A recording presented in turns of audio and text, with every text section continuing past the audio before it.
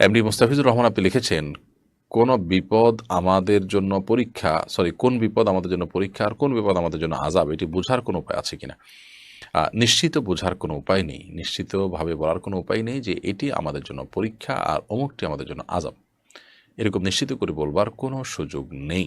তবে একজন ঈমানদার নিজের ব্যাপারে যখনই কোনো ব্যত্যয়, বিপর্যয় দেখা দিবে, তখন তিনি ভাববেন যে হয়তোবা এই বিপর্যয় আমার কোনো কৃতকর্মের ফসল হিসাবে হয়েছে। অর্থাৎ তিনি নিজেকে দোষারোপ করবেন এবং নিজের সংশোধন করার চেষ্টা করবেন। কারণ দিন শেষে তারই লাভ। যদি আমি নিজেকে দোষারোপ করি তাহলে আমার সংশোধনের পথ উন্মোচন হলো।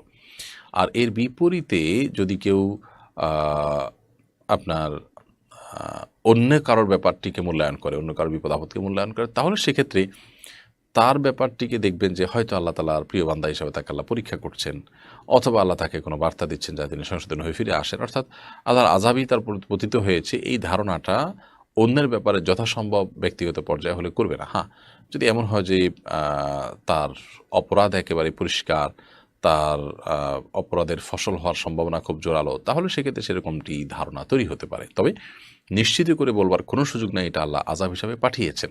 কারণ আসলে কোনটা আযাব আর কোনটা পরীক্ষা হিসাবে দিয়েছেন এটা একমাত্র আল্লাহ তাআলা ভালো জানেন। বিভিন্ন অপশন আমাদেরকে বলা হয়েছে। কোরআনে কারিমে আল্লাহ বলেছেন, ওয়ালানাবলুওয়ান্নাকুম বিশাইইন মিনাল খাউফি ওয়াল জু'i ওয়া নাকসিম মিনাল আমওয়ালি ওয়াল আনফুসি ওয়াস সামারাত। আল্লাহ বলেছেন যে আ ভয়, ক্ষুধা এবং জান এবং মালের ক্ষয়ক্ষতি, এগুলো দিয়ে আল্লাহ তাআলা বলেছেন আমি পরীক্ষা করব বান্দাকে। তো এই যে পরীক্ষা আল্লাহ তাআলা করবেন বলেছেন, এই পরীক্ষার মধ্যে পরীক্ষারই অংশ হিসেবে এ ধরনের বিপদ-আপদ, এ ধরনের বালা, মুসিবত, সমস্যা, বিপর্যয় এগুলো হতে পারে।